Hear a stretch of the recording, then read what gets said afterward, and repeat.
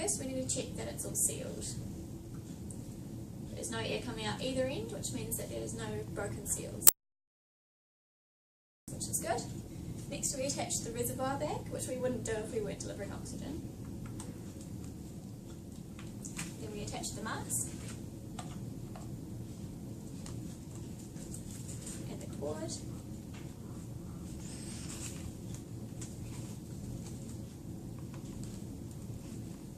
Which attaches to the oxygen bottle. We then turn it on. Flow rate of 15. Check if the reservoir bag is filling, which it is, which means that it is all connected well. We then do jaw thrust and head tilt on the patient to open the airway and insert an OPA.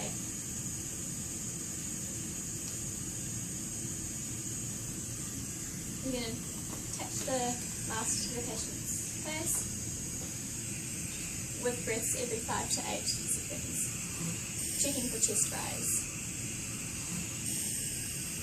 You can see chest rise, which means that the airway is not blocked.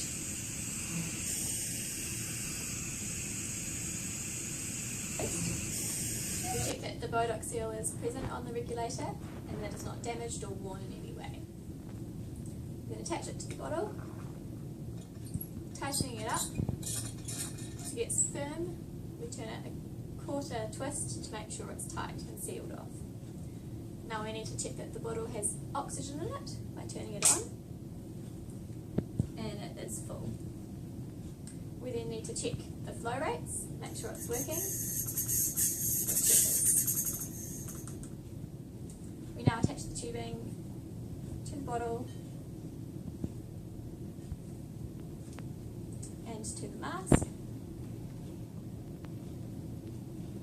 Turning the flow rate onto 10, which is the correct setting for this mask. We also need to lay the bottle down for safety reasons. Attaching the mask to the patient's face, ensuring that we don't cover the ears. Once we have done delivering oxygen, we remove the mask.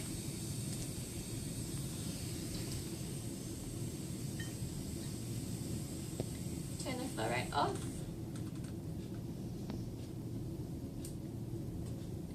As well as bottle, and then flush it out, so the remaining oxygen. So first we're just going to turn it on to full, which is 500 plus, and just close off the tube and make sure the suction is working. So these lights are coming on, which means that there's enough pressure. So to use the suction, we first have to place the patient in the lateral position, so on the side, and insert the catheter only as far as you can see, closing off the suction and pulling out in circular motions for no more than 10 seconds. So this is a rigid catheter which you cannot use in a moving vehicle, but there are soft catheters which you are able to use in moving vehicles. There can be some complications with using the suction. These include soft tissue damage, hypoxia, and induced vomiting. So an indicator for using an OPA is if the GCS is less than 8 or if the verbal response is 2 or less. So it's how you measure an OPA, figure out which is the right one to put in. It's from the incisors down to the jaw, to the mandible. So you can see that this is a good length in between there, so this is the right one to use. Whereas this one, it goes beyond the ear, which means it's too big. So to insert an OPA, push it to the roof of the mouth, rotate it 180 degrees, and then push it in like that. We then need to check if the patient has accepted the OPA, which this patient has as it's sitting there nicely. So there are many different sizes of OPAs. They range from 000 to 5. Obviously you need to get the right size, otherwise there can be complications such as vomiting, injuring the oropharynx, or if it's too small it can push the tongue up and actually worsen the airway. We need to find out if what the indications are for the use of an MPA. So we use one if the GCS score is less than 8, or the verbal response score is 2 or less, or if an OPA is not appropriate, so if there's vomiting or trismus. There's also contraindications, such as a basal skull fracture, and also an MPA does not definitively manage an airway, which is important to note. So to insert an MPA, first we need to make sure we have the right size. So we figure this out by measuring from the nostril to the end of the mandible. So as you can see, this is the right length, whereas this one is too big, it goes past the earlobe. So for inserting it, we need to first put some lubricant at the base, at the tip of it, so that it slides in nicely. We point it, the tip, in the middle of the face at a 90-degree angle, and just push it in there, and if we meet any resistance, we just need to give it a little twist until the flange reaches the nostril. So there could be complications such as nasal polyps or bleeding, which we would not use the MPA. So first we're going to turn it on to monitor mode.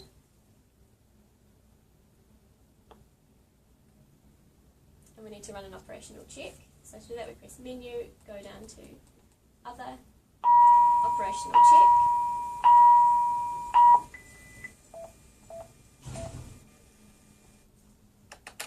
Turn it to 150.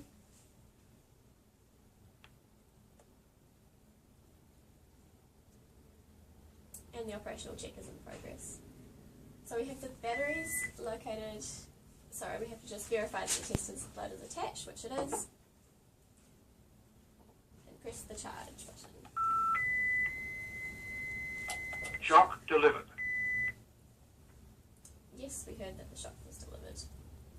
So the batteries are located at the back. We have the expiratory CO2 in this pouch here, the blood pressure cuff here. We have the puck in this pouch, which is used for CPR. And now we're just waiting for the operational check. Operational check is passed, so now it's just printing out the information there.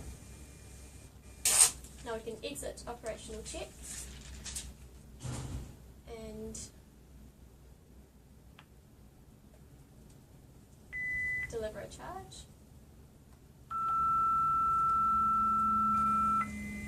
And shock.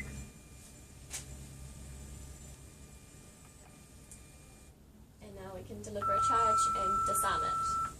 So that stops it. To change the 15 seconds without sign of compression. turn that onto monitor mode and remove this.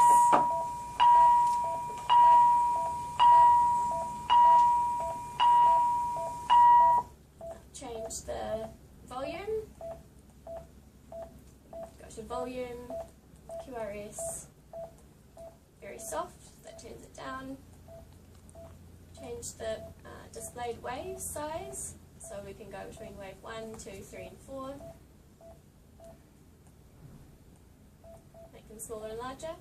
Change between the leads displayed here. And to change the paper, open this up, pull it out like so and replace it. So first I'm going to assess the rest rate, so by looking at the chest for 10 seconds and multiplying that by 6.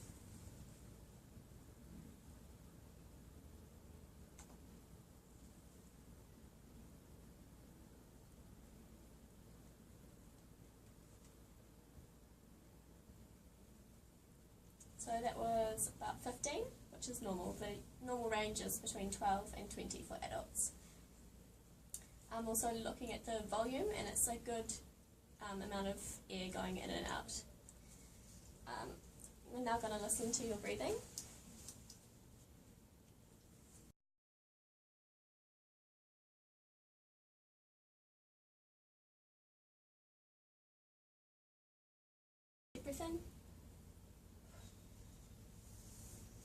One more.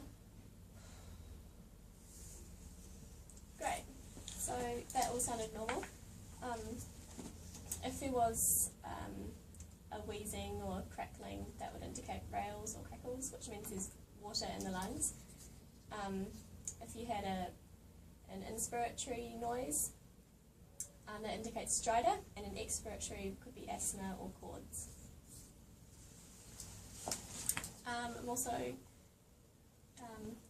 looking to see if there's any nasal flaring or cyanosis, but there's not. Can I also get you to count to 10, please? Sure. 1, 2, 3, 4, 5, 6, 7, 8, 9, 10. Great, so you've got a good amount of air going in, because you can say that all in one take the blood pressure. We first need to remove any restrictive clothing. We then apply the cuff high up on the arm.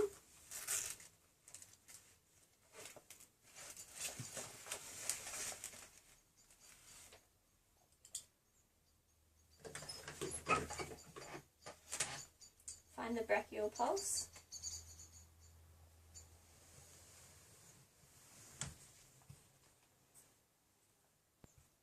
And then we pump the cuff up.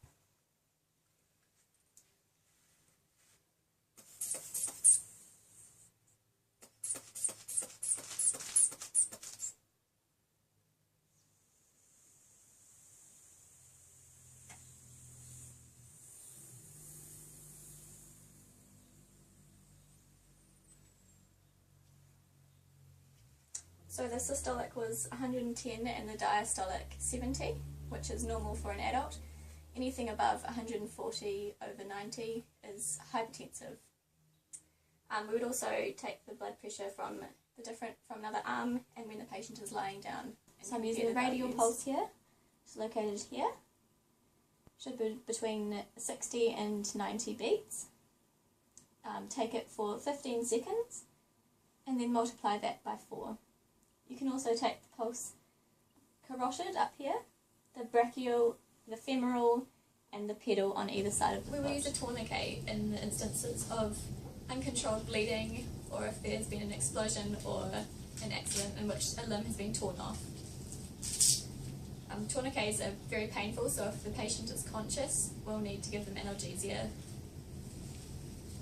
We apply the tourniquets 10 centimetres close to the area. So our wound is here, and so we'll be placing it around here. For arms, we use the single D, and for a leg, we will use the double D setting. Tighten the windlass up until the bleeding has stopped. We then write the date and time on this, so that we know how long it has been on for, as it cannot be left on for too long. If it's still bleeding, we can apply another tourniquet proximal to this one, and we need to ensure that the tourniquet is not covered. First we need to expose the wound, which is just on his arm here. If it's required, we'll clean the wound with saline solution. However, this wound looks quite clean, so I won't be needing to do that today. We then pack the wound with a moist dressing and wrap it in a bandage. We use the smallest dressing available for the wound to ensure that there is enough pressure there. Every time we pass over the wound, we can add in a little twist to add extra pressure. For sucking chest wounds, we can use a defib pad on top or a glad wrap. And if the wound is in an awkward place, such as the face, we'll just apply direct pressure. For small wounds, we can just use an adhesive dressing. And also, if necessary, we can use steri strips to close the wound. Once we've bandaged it up, check if the bleeding has stopped.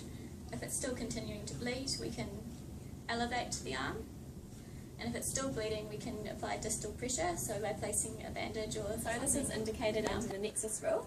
if there's neurological deficit, a distracting injury, a lower GCS, if the person is intoxicated, or if there is midline C-spine tenderness. So first we must ask the patient for consent. So is it right if I just apply this collar? Yep. Okay. Then we need to take measurements. So we do this by measuring from the collarbone to the mandible. So it's about this width, which comes to the regular size, which our collar is already adjusted to, so we don't need to change that. We then mould it to shape to make it easier to apply. Like from the front.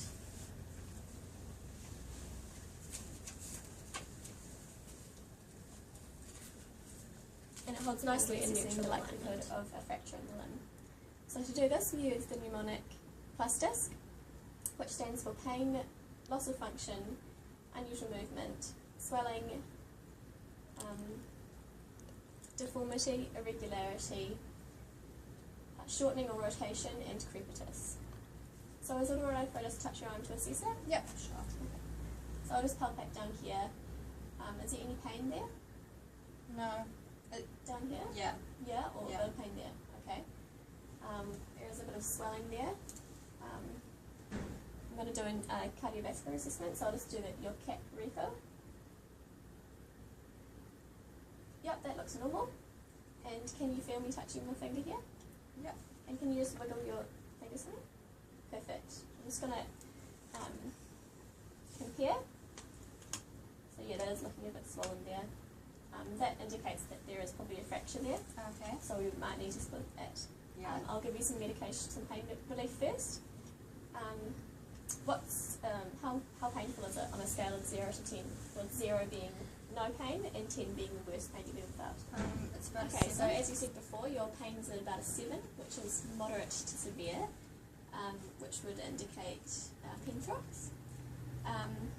So I'm just going to have to ask you a few questions to make sure this is suitable for you. Okay. So you don't have any known allergies to this? No. No? Have you used it within the last week? No. No? No history of malignant hypothermia in your family? No. No renal impairment? No, not that. No. Okay. And you're able to obey commands, so this should be alright for you. There are a few side effects, just nausea, dizziness, but you should be alright. It's not usually severe. So I'll just check the expiry. It's not expired. And I'll add 3 mils to this.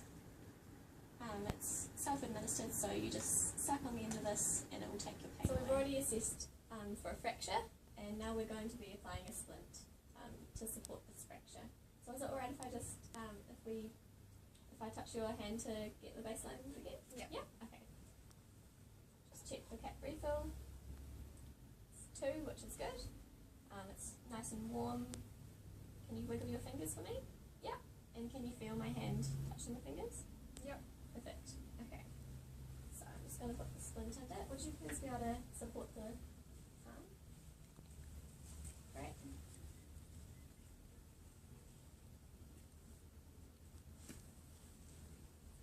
Now I'm going to attach the splint to your arm with the bandage.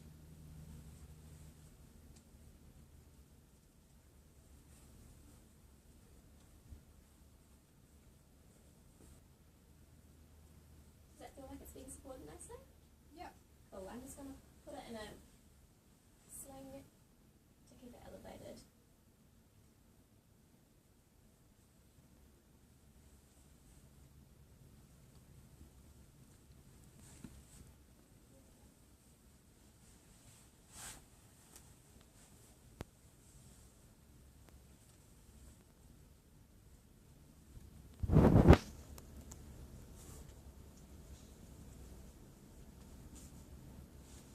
Is that comfortable? Yep. I'll just reassess your baseline. Yep, CAP refill's still good. Still nice and warm. You can wiggle your fingers for me. Cool. And you can feel my hand touching yours. Yep. Perfect. Checking for dangers. It's all clear. Hello? Can you hear me? Hello? Doesn't seem to be responsive. Hello? Checking for chest No chest rise. Can't feel any breath. Can you start compressions, please? This is AUT1, requesting an R50 for an R49.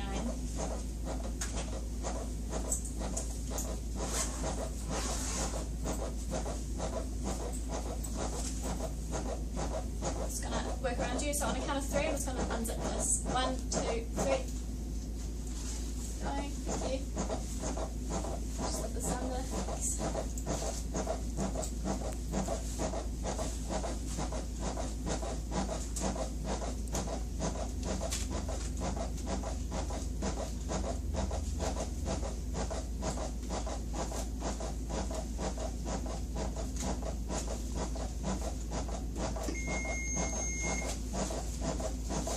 Analyzing heart rhythm. Do not touch the patient. Everyone clear? Shock advised. Charging. Stay clear of patient. Deliver shock now. Shock delivered. Pause. Start CPR.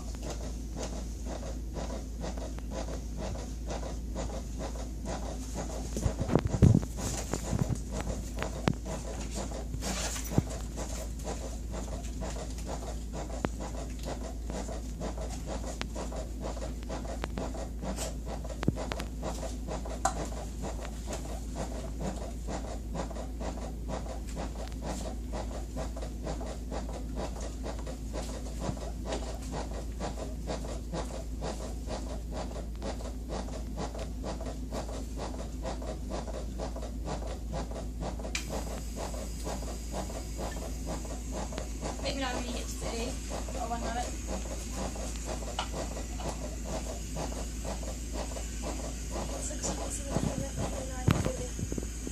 Got chest rise, good.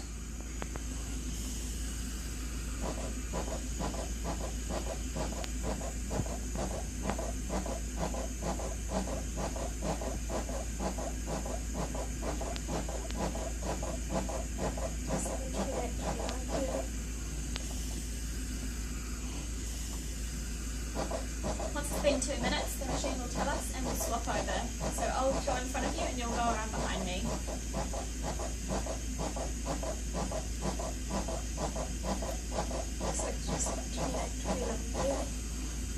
Great, we've still got chest rise, that's good. Good compressions.